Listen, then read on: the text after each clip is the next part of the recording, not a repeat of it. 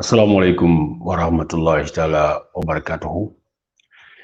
Assalamualaikum wa Sénégal ak doomi Sénégal fépp fi ngeen mënti nekk ci àddina bi maa ngi leen di nuyu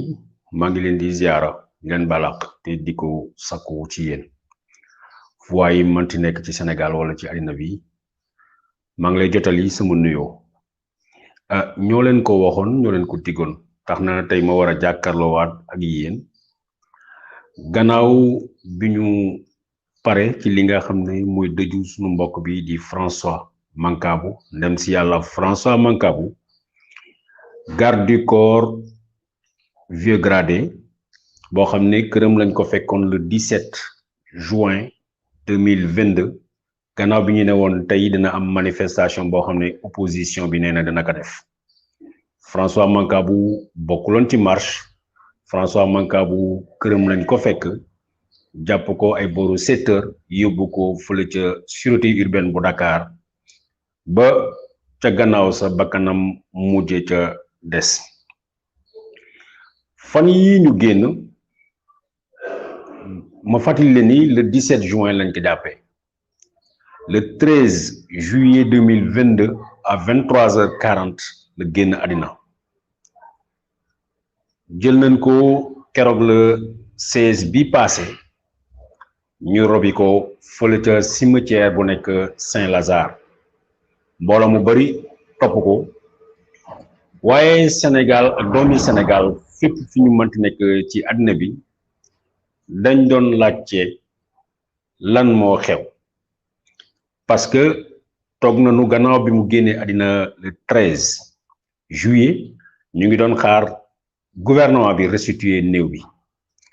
mais li ñëpp gis nañ ko nee nañu dañu def benn autopsie boo xam ne dafa génne benn thèse boo xam ne ñu xamal ne ni il est décédé de manière accidentelle mais li nga xam ne mooy cause réelle yi li nga xam ne moom la ñëpp doon xaar te li François Mancabou waxoon ko procureur nangu ci xus première conclusion première autopsie famille bi d'accordul demander une contre-expertise procureur joxewul suite ca loola mais dañu ni léeg-léeg yàlla buy defar dafay mel ni lu yàq tax na ci seen première conclusion yi ñoom seen médecin yi la ñuy expliquer ba ñuy wax l'apparition de li nga xam ne mooy benn ulcère chez François Mancabou alors que wax nañ leen le vieux gradé sportif la wax nañ leen ancien commando fusilier la wax nañ leen nit ku taxaw la masuta jàmbat feebar donc ñoom bi ñu defee seen autopsie boobu nga xam ne yëgaluñu ko famille bi yëgaluñu ko avocat yi corps bi mu ngi woon ci hôpital principal bu Dakar ñoom dañu xëy rek ñu xëy ñu ne leen corps bi yóbbu nañ ko CTO te def nañ autopsie bi ba nu pare léegi ñoom bi ñu defee seen autopsie ba nu wax ne lii mooy résultat ci la ñu defoon ñoom nee nañu prélèvement mais aussi gis ni dans le corps de François Mancabou dafa am benn ulcère boo xam ne dafa présent te ulcère bu soxor tax na ñu defoon ci ay prélèvement yoo xam ne nee nañu denc nañ ko mais benn condition bu denc bu ndem si yàlla François Mancabou dafa doy waar parce que au lieu que ñu garder corps bi à moins 80 degrés pour que ñu mën a am ay garantie dañ ko yóbbu à moins 20 degrés or loolu lu spécialiste yëpp wax dafay faciliter li nga xam ne mooy décomposition mooy dafay faciliter loo xam ne lu bëri day yàqu ci nit ki mu mel ni peut-être loolu lañ ci jublu tax na coow lu bari commencé woon na jug ci biir famille bi parce que ñii nee nañu ñii dañu déggoo ak gouvernement bi coow li dem na sax ba ñenn nit ñi naan danoo jaay néew bi wala suul nañ ko Dakar ainsi de suite tax na ba keroog mag ji di Raymond Zalé dem fële nga xam ne mooy hôpital principal ne tey il faut que mu gis ki nga xam ne mooy néew frère am François Mancabou wala boog bu ko gouvernement bëggee dina ko jàpp keroog yàlla suturaal ko bi mu demee facilité nañ ko mu gis néew bi naka noonu lañ ci jógee ñu delloo leen néew bi ba ñu mën ko rob mais avec l'apparition de l'ulcère bi nga xam ne nee nañu moo feeñ ci François Mancabou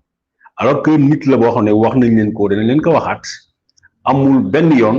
boo xam ne jàmbaat na feebar bu mel noonu mu tax famille bi def taxaw seetloo mais ñu laaj ay médecins yu bari François bu ngeen di fàttali li nga xam ne mooy soxnaam di Clémentine Coly waxoon na ne na François ne na ko dama xiif booy ñëw nag ma indil lekk te nga indil ma concoction à base de persil pour mu naan ko parce que xamale na ni pendant des jours dañ koo xiifal lekkul naanut tax na ci diggante bi am na loo xam ne naan naka certainement moo war a créer li nga xam ne mooy autopsie mooy ulcère bi parce que autopsie bi ñu recommandé ponction yi ñu jël yóbbu ko France dañuy def lu ñuy wax examen toxicologique parce que wax naa leen ni autopsie ñaar surtout moo ci am solo mooy examen anatomique mooy yaram bi ñu xool lan moo ci dagg lan moo ci nàcc lan moo ci leneen mais xam ngeen ni François Mancabou doon na nàcc à plusieurs parties de son corps surtout ci bopp bi nga xam ne ay toj-toj yu bari nekk na ci wax nañ ni nit ne leen skiwu cervical bi damm na mais dégg ngeen ci explication procureur de la République dafa mel ni ñu bëgg a expliquer ni mbëkk yooyu mu mbëkk benn yoon grille bi loolu tax na moom bu ñuy wax la fameuse vidéo de 13 minutes moo rey François Mancabou tax na mbëkk boobu jóg mu def alors que ñëpp ñi nga xam ne ñoo nekkoon ak François Mancabou ci grille bi dañu décrire nit bu calme nit boo xam ne au contraire moo leen doon calmer ñoom au contraire moo leen doon wax ni booy lii du dara nit ku dal boobu lan moo war a tax mu jóg d'un seul coup mu mbëkk grille yu garde à vue bi bu fekkee ni jusqu'à présent l'enquête judiciaire permettrul ñu comprendre ko mais ulcère boobu ñu ne découvrir nañ ko ci François Mancabou tey moo concentré moom la li nga xam ne mooy famille bi li leen intéressé la parce que amu ko woon ñu bari nee nañu bu fekkee ne nit ki dafa xiif pendant des jours lekkut pendant des jours naanut bu mu ko joxee produit bu toxique produit bu nocif mën na créer ulcère ci biir bi parce que ulcère la ñu gis ci François Mancabou alors que musu ko woon am moo tax tamit ñu xalaat teesu lan moo war a juglu nit ku dal nga xëy rek di mbëkk wala nga xëy rek mer tey examen toxicologique bi lu ñu ciy seet mooy est-ce que François Mancabou n'a pas été drogué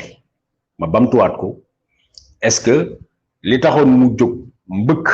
grille bi est-ce que François Mancabou n'a pas été drogué à son insu loolu la examen toxicologique bi nga xam ne yónni nañ ko ponction yu ñu def yónnee ko France loolu lañ ciy seet.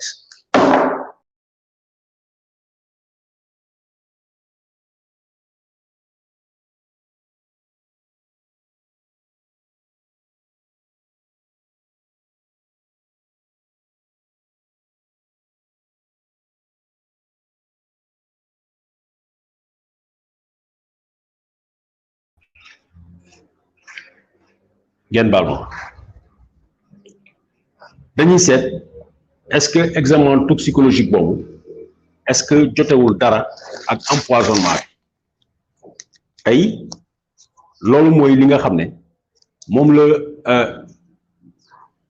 examen bi nga xam ne moom la ñu recommandé Paris loolu lay seet est-ce que amul ci est-ce que loolu amul ci affaire François Mancabou loolu moo tax jusqu'à présent kenn mënu leen wax exactement lan mooy li ci xew ngeen baal ma mbokk yi parce que damay liggéey pratiquement tout seul loolu la ñuy seet ci ponction yu ñu yónnee France est-ce que li nga xam ne moo créé ulcère bi est-ce que li tax soudainement mu jóg di mu mbëkk gris bi parce que mer parce que soxnaam indi na ko lekk ñu ne ko lekk bi du yegg si est-ce que lii ni énervement bi est-ce que du loolu ñuy wax surtout am na benn drogue boo xam ne dañuy wax GHB ñu bari ñi nga xam ne ñu ngi intéressé wu un peu ak criminalistique ñu ngi wax noonu c'est la drogue du violeur la plupart du temps buñ ko joxee nit dafay tàqaliko ak sago waxuma ni loolu moo am dama ni examen toxicologique fonction yi nga xam ne def nañ ko sur les restes de feu François Mancabou ñu yónni France surtout loolu la ñuy seet est-ce que drogué wuñu ko woon beneen chose bu importante tax na nit ñu bare ñu laajte parce que François Mancabou bu leen fàtte ni keroog bi ñu ko yóbbee fële nga xam ne mooy hôpital ba keroog bi ñu ko yóbbee fële nga xam ne mooy hôpital de Dantec ba mu fa feebaree ñu def premiers soins yi alors que son état était incompatible avec la mesure de garde à vue médecins yi bàyyi nañu policiers yi ñu jëliwaat ko yóbbu ko hôpital yóbbu ko fële sûreté urbaine foofu la kaam di détérioré wu ba ñu koy jëlaat delloosi ko mais 2 jours ou 3 jours avant mu sombrer dans le coma François wax na waxtaan naag nit ñu bare waxtaan naag ay avocat tax na loolu mooy confidence bi leen keroog Ousmane Sonko waxoon ñu bari ñu ngi naan loolu naka la demee mais François Mancabou man xamuma ko mësuma ko gis te bëggoon naa ko xam moo yebal soxnaam pour mu seeti ma man Babacar Touré moo yebal woon na ko it nekkoon na alerté ki nga xam ne mooy Ousmane Sonko bien que moom xamu ko parce que luñ leen waxul mooy François Mancabou gannaaw bi mu nekkee bras droit garde corps këli nga xam ne mooy Cheikh Tidiane Gadio ki mu bëggoon a liggéey mooy Aliou Sow boobu nekkoon MPCL xaw ma astafirlah Aliou Sow te mu nekkoon ministre de la jeunesse bu Abdoulaye Wade ku ko xam la moom bëggoon na liggéey ak moom mu ngi doon hésiter entre mu militer ci parti wu Aliou Sow wala boog il avait des actes un peu d'amour pour Pastef mais musta am benn contact ak Pastef tax na bu fekkee ni ba léegi enquête police bi nga xam ne dikk ubbi na ko ci jëm ci les circonstances yu conduire au décès de François Mancabou leeragut ndem si yàlla si parce que am na 2-3 jours yoo xam ne xoole na 1-2-3 jours yoo xam ne waxtaan na ak ay nit ñoo xam ne policiers yi ils ont échappé au contrôle de la police parce que bu leen fàtte ne même bi mu nekkee hôpital principal dañu interdiroon ay mbokkam ñu jege ko policiers dañ ko doon garder François Mancabou wax na ci circonstances yi nga xam ne moom la décès ñëwee dafa ne clairement nee na bi ñu ko woowee dañ ko bindloo dañ ko signaloo benn procès verbal boo xam ne ñu ne na ci wax mooy conseiller technique tactique bu Ousmane Sonko surtout François Mancabou nee na dañ ko jox benn tour boo xam ne moom xamu ko nee nañ ko benn gain bu tudd Momo Kane nee nañ ko pour mu wax ni moom ak Momo Kane moom moo leen di conseiller te buy dem Guinée Bissau day jaar Ziguinchor pour mu joxe ay conseil moom mu ne xamul kuy Momo Kane mu ne xamul liñ koy wax lan la ñu ne ko nag léegi puisque ñeneen ñëpp signé nañu seen procès verbal ñooñu dañ leen di déférer yow boo signé wulee fii lañ lay bàyyi mu ne vous faites ce que vous voulez signé wu ma dara parce que li ngeen may wax du dëkk xaw ma kuy Momo Kane xaw ma kuy Ousmane Sonko mësuma bokk ci Pastef loolu moo xewoon ci li mu wax nee na bu coow li bare mu jóg ne dafay de ñu ne dañ koy yëkkati dem fa la wax yi commencé nu saaga ko mu delloo leen fitna bi fa la jóg si digganteem ak ñoom joxe na nag ay tur François Mancabou wax na ay tur parce que garde corps li ngay njëkk a xam mooy repérer xool reconnaître joxe na ay description joxe na ay tur ne naka ñëpp jàpp te it ba keroog muy génn àddina ba keroog muy noppi di wax bamtuwaat na ko waxaat na ne na tur yi jàpp leen ko bu leen ko fàtt te tur yooyu nit ñi jàpp nañ leen bu nu paree li jëm ci moom parce que boobu la ne soxnaam ne ko dama nga gisal ma ku tudd Babacar Touré journaliste la nga wax ko lii ak lii ak lii ak lii mais bu ñu mënee fexe nu gis Ousmane Sonko ñu wax ko ne lii lañ ma bëgg a signaloo ci lu jëm ci turam fekk man xaw ma ko moom moo ko waxal boppam ndax na tey gannaaw bi François Mancabou génnee àddina gannaaw bi ko Sénégal yëpp gunge gannaaw bi ko Sénégal yëpp naqarloo yëg ngeen ni li ñu leen doon wax am na mooy que Jean parce que les peuples du sud muy Mankagne muy Balante muy Joola muy Njaago surtout am na yenn condition yoo xam ne bu nu xalaatee nii dëgg bi c'est pas naturel dañuy laaj ka dee les circonstances yi indi ba mu dee violente bi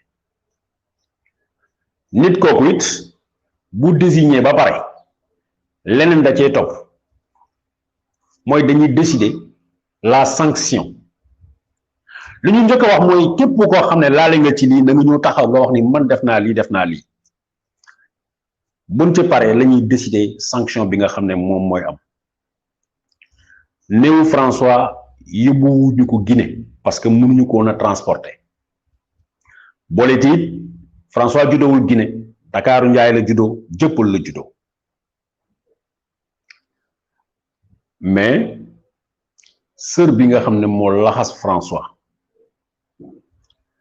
ak ay affaire yoo xam ne jël nañ ko ci li accompagner néew bi moom la mbokki François Mancabou yóbbu fële ca Guinée ca Bula ca le roi des Mankagne mais balaa booba am na ay rites ak ay rituels yoo xam ne def nañ ko fii Ndakaaru lépp leer na ñu war a xam nañu ka ca joué ka joxe turu François ka boole ci yëf yi ñu war a xam nañu léegi kay li des mooy yat bi ñu leen di dóoree yat boobu la ñuy seet li ci des mooy wax ji des na ca loxo yi kilifa yi nga xam ne ñoo bokk ak François Mancabou mais lenn mën naa leen ko assurer ce sera pas une mort vaine du loo xam ne dafay neen mënut a nekk bëri na nag ñi nga xam ne ñu ngi wax ni roi bi nee na baale na yàlla moo jël yàlla moo indi roi bi mësta wax loolu roi bi dafa ne bu fekkee ne François moo tooñ dañ ko xam bu fekkee ne ay nit ñoo tooñ François ka tooñ François nit ñi dinañ ci teg seen bët loolu la roi bi wax waxoon na ni jamono ji nga xam ne coow li commencé na bari ci famille bi ñii di bëgg politiser yëf yi mu ne moom bëggul ñu politiser yëfu doomam loolu mooy dëgg bi nga xam ne il fallait que sénégalais ñu xam lu jëm ci affaire François Mancabou tey nag barki démb ak démb gis ngeen ki nga xam ne mooy Tina Koli Clémentine Koli muy soxnaam mu neex ña bëgg ñu wax ko ak mu naqari leen moom mooy la dernière épouse de François Mancabou kooku kenn mënu ci dara yàlla loolu dogal léegi nag yor seen làmmiñ di saaga ka xaste loolu seen affaire la ñu dugguñ ci loolu lu ñu xam mooy li fi tegi te ñu jële ko ci ay base yu légal ci ay confidence yu légal ci li ñu François Mancabou yónnee ci kàddu wala ci suñu investigation may loolu la ñuy wax François Mancabou dem na bàyyil nañu ay confidence bàyyil nañu enregistrement audio mais dañu ni olof dafa ne kenn du jiitu paaka ci mbaram loolu moo tax am na yenn yoo xam ne duñ ko def que génn àddina borom yëf yi moom waxal na lépp boppam tey que jim bi confirmé nag léegi nag nanu xaar seetaan lu ci kanam rawute bët lu ci kanam wallahi raw li bët liñ naan sàcc bu dul raw jaruta yàq say nelaw loolu moo fi am tax na damay ubbi benn parenthèse bu ndaw ci lu jëm ci Momo Kane xaw ma nag kan mooy Momo Kane mais na bàyyi xelam ni complot bi nga xam ne tey jii ñëpp a ngi koy wax Pape Alé ngi koy wax keneen ak keneen expliqué na ko bugguma dugg ci détail yu bari mais foog nañu ni lii fragiliser luy impliqué Ousmane Sonko wala lii tax ñu mën ko faagagal parce que ñii ba keroog dernier jour ñuy dem ci élection février 2024 mënuñu xalaat bëgguñu xalaatuñu Ousmane Sonko mu jàll il faut que ñu impliqué ko en un complot Momo Kane bu fekkee ne am ngeen fàttaliku bi ñuy dem ci élection législative amoon na benn incident boo amoon ca Thiès waxuma ci woon mais occasion la ma rapporter leen ko tey maire Thiès Babacar Diop moo ñëwoon ak otom ne parce que moom mooy maire de la ville délégation waa Yewwi Askan Wi mu ngi dugg ci dëkk bi moom moo war a jiitu ñu bàyyi ko mu jiitu mais lu bëri gars yi dañu considéré ni waa Yewwi Askan Wi da doon bloqué circulation cortège bi mënul dem te ñoom dañoo war a dem fu sori moom ay buuxante ya fa am chauffeur ba forcé ba mu nar a mbëkk nit ba finalement coow le commissariat bu Thiès la mujjee dama bëgg bu baax ngeen bàyyi xel ci li may wax parce que léegi bu mu jëlulee di sama retraite jël naa un peu de pause par rapport à tout ça parce que lii du man Babacar Diop Yewwi Askan Wi maire de Thiès porter plainte équipe Ousmane Sonko parce que ci biir il y a des choses qui n'ont pas été dites parce que bokk na le fait que présentation yi comment il s'appelle liste yi ñu doon def ñi xalaat nañ ni ñoom seen cër wala seen droit wala seen àq jox ñu leen ko muy indi ay frustration yu bari bi Babacar Diop porté plainte commissaire de police ba nekk Tambacounda dañ ko jox clairement benn tour nee nañ ko ku tudd Momo Kane la war a jàpp pour tentative d'assassinat tentative de meurtre lañ ko nar a toppee Momo Kane boobu bi police ñëwee di ko seet parce que kii xam turu Momo Kane du nit ñu bare il faut nga dëkk ak ñoom xombol pour nga xam kan mooy Momo Kane kenn la ci garde corps Ousmane Sonko yi mais si moom lañu bëgg a jaaree finalement puisque turam ak la nekk ci këyit bi bokkul Momo Kane moo tax police commissaire bu Tambacounda tegu ko loxo moo tax finalement ñu ne ay médiation ñoom Birame Souleye Diop ñoom seen ñu négocier ba finalement Babacar Diop ne retiré na plainte am Momo Kane moom lañu bëgg François Mancabou impliqué mu bañ Momo Kane boobu moom lañ doon viser ak plainte bi nga xam ne moo jógee ca maire bu Thiès bu Babacar Diop xaw ma nag lan la ci dispositif sécuritaire Ousmane Sonko mais complot bi ñu bëgg a tëral complot terroriste bi complot bi ñu bëgg a rattacher comment on appelle Ousmane Sonko à l'affaire des comment on appelle des farces spéciales ci Momo Kane la ñu bëgg a def muy link bi loolu moo taxoon keroog ba ma taxaw fii di wax ak yéen ki nga xam ne mooy Pape Modou Seck bi mu génnee bi mu rëccee yàlla rek a xam condition yi li mu bëggoon mooy wax wala seeti Ousmane Sonko parce que foofu it bu ko defoon buñ ko toppalee ci recel de malfaiteur ñu ngi jëm buñ ko mënulee impliqué directement au complot nañ ko jéem a takkal ci recel de malfaiteur wala ñu takkal kenn si ñoom ñu takkale Ousmane Sonko c'est ça la réalité donc lii moo di li nga xam ne bëggoon naa leen ko restituer ci affaire François Mancabou nu mu mujjee Ousmane Sonko moom lañ doon visé dans l'affaire des farces spéciales parce que ab terroriste xam nañu nu muy fonctionner terroriste du daw dem di làkku ci néeg di xaar di xool fi ngay faju terroriste bu fekkee ni ab policier wala ab gendarme wala leneen da ngay def liggéey bi nga liggéey boo pare ñu takkal la ak médaille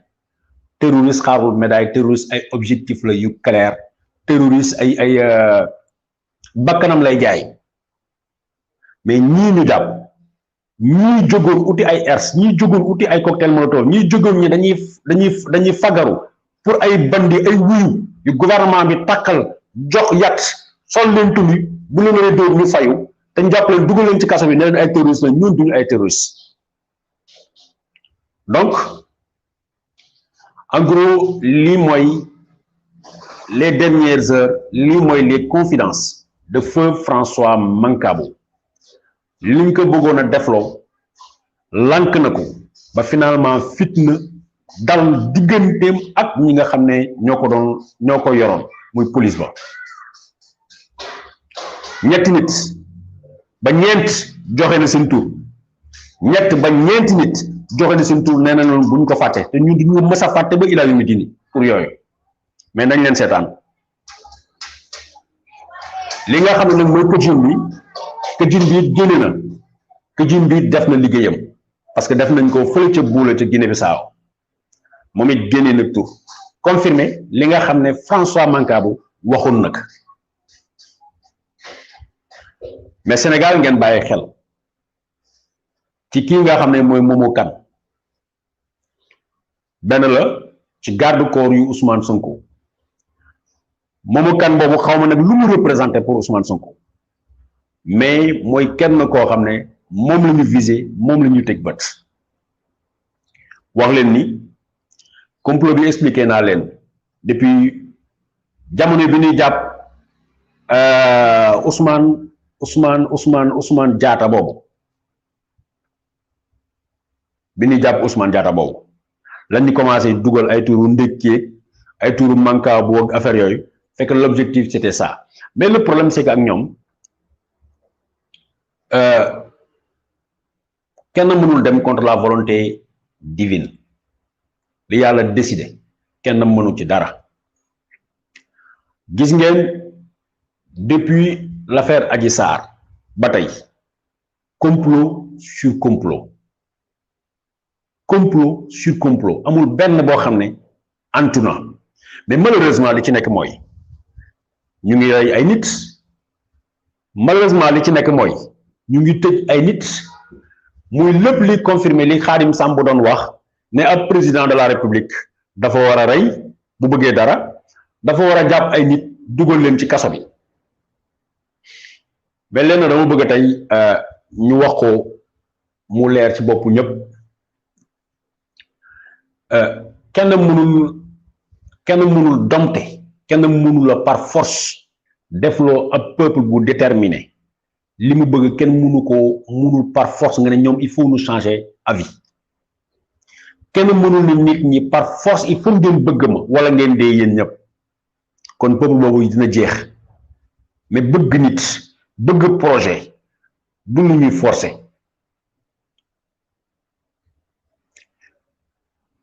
François Mancabou won nañu yoon démb moom la avant moom presque 25 doomi Sénégal pratiquement ñi ñàkk nañ ci seen bakkan Idrissa Goudiaby Alexis Diémé ñi ñàkk nañ ci seen loxo ñi ñàkk nañ ci seeni cër ñi ñàkk nañ ci seen liggéey barki démb rek Abdourahmane Djiba benn militaire bu ñu génnee ci armée bi parce que simplement nee nañu bokk na ci li mu def mooy partager ay lu mel ni jaral jàppale Sonko waaye sama xel mënta jóge ci Ousmane Diagne juste partager li nga xam ne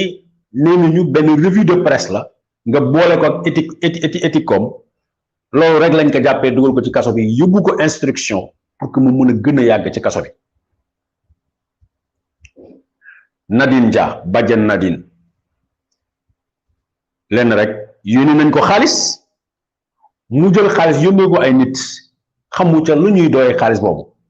ñu ne ko ràpp dugal ci kaso bi financement de terrorisme fa la Sénégal tollu tey suba mën na nekk sax Babacar Touré ñu jël si ma parce que li may wax arrangé wu leen peu importe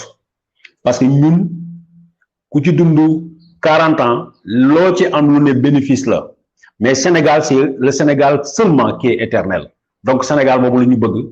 ñu bokk si ñi nga xam ne ñoo koy tabax Sénégal boobu la ñu bëgg ba ilaa yawmi diini bu ñu fàtte ni Sénégal bu mu tolloo fii nii am na ay doomam yoo xam ne bàyyi nañu le confort bàyyi nañu lépp lu ñu leen mënoon a jox taxaw ne Sénégal rek la ñuy taxaw loolu mooy suñu démarche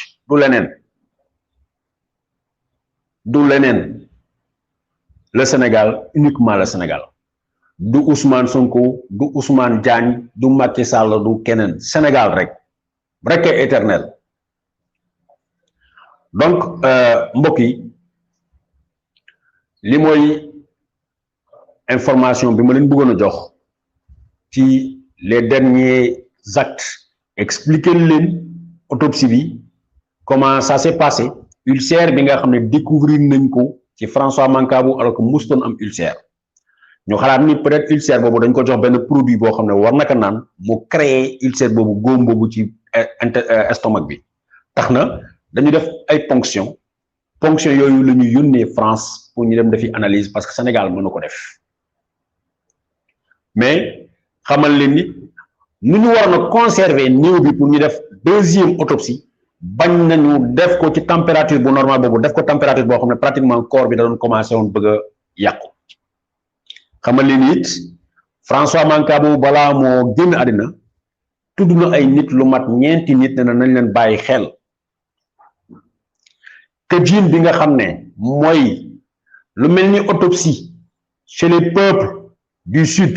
muy Mankagne muy Joola muy Balante muy Béynungu ak ñoom seen wax nañ ne ni clairement soupçon yi nga xam ne moom la François Mancabou confidence yi nga xam ne François Mancabou moom la ñu waxoon soupçon yooyu que jiin bi confirmé na ko leneen ñu ngi ne parents yi nee nañu baal nañu bàyyi nañu ba ñu mel ni dañ leen jox xaalis ma xamal ni loolu amut nee nañu bu fekkee ne François moo tooñ dinañu xam bu fekkee ne dañoo tooñ François adduna bi yëpp dina ci teg bët loolu moo am François Mancabou jusqu'au dernier moment dañu bëgg mu signer benn procès verbal boo xam ne dafay wax ni moom ak kenn ku tudd moomu kan mooy benn garde corps Ousmane Sonko moom lay defal ay affaire te da koy conseiller te buy dem Ziguinchor day jaar gise waa ji mu ne loolu defuma ko parce que xawma ko tax na li doy waar il n'y a pas de procès verbal François Mancabou amul PV boo xam ne François Mancabou li leen ko laaj lii la tontu PV bi amul donc dafa mel ni détention arbitraire détention illégale la François Mancabou nekkee woon parce que amul woon d'abord motif de convocation amul convocation amul mandat d'arrêt dañu xëy rek ñoo jàpp nit ba pare ñu génn ñu ne leen dafa yoroon fetal tappale boobu donc bàyyi leen xel ci loolu procès verbal d'audition bu François Mancabou amut mu ne ma lànk du ma signer la ngeen ma signer loo du ma ko def foofu nag la problème yi commencé la problème yi démarré li ñu bëggoon a def loo François Mancabou bu ko nangoon xam nga bu ngeen fàttaliku ñi bi ñu commencé seen projet yi dafa yàgg quoi dellu leen ci affaire boo fa bayot dañu waxoon benn waay bu tudd Maurice Badji mu tuumaal ay mbokkam tuumal waa dëkku Toubacouta ñu ne ko signer procès verbal bi mu ne man maa fekkewoon réunion bi ñoo defoon li ñoo defoon ñu ne ko signer bi mu ko signé mu ne ñoom ñoo programmé woon pour dem rey nit ñi ci àll bi ñu ne ko type moom la ñu njëkk a jàpp ñu dugal ko ci biir après dañ naan non après nañ la génnee nañ la defal lii nañ la defal lii Maurice Badji est tombé dans leur piège.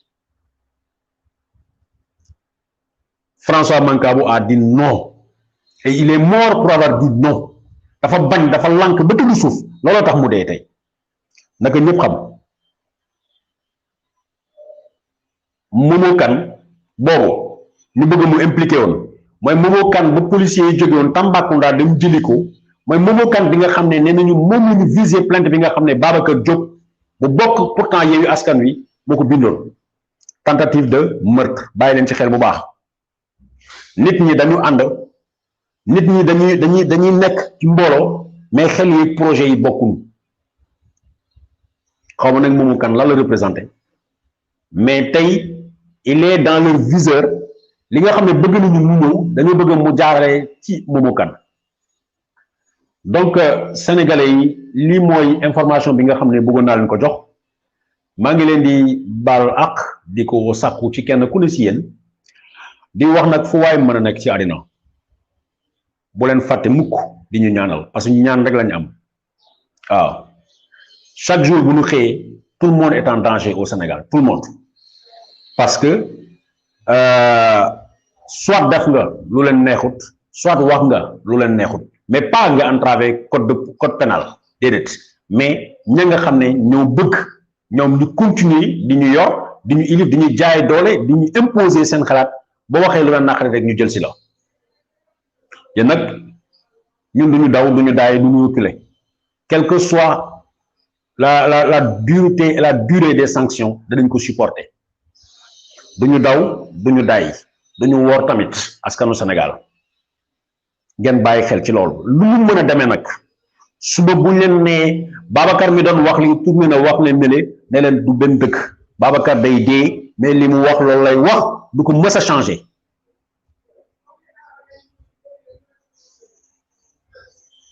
jamais jamais jamais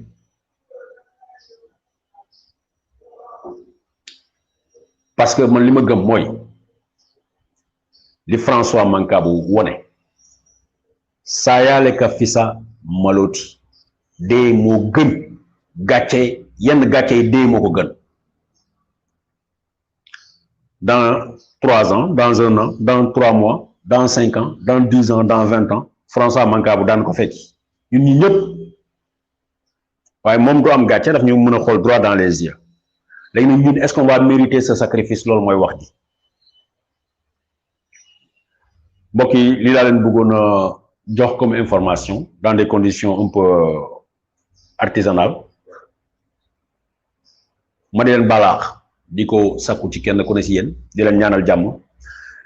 di ñaan sunu borom subhanahu wa taala mu sàmm leen mu musal leen ci waa kër ñàkk jàmm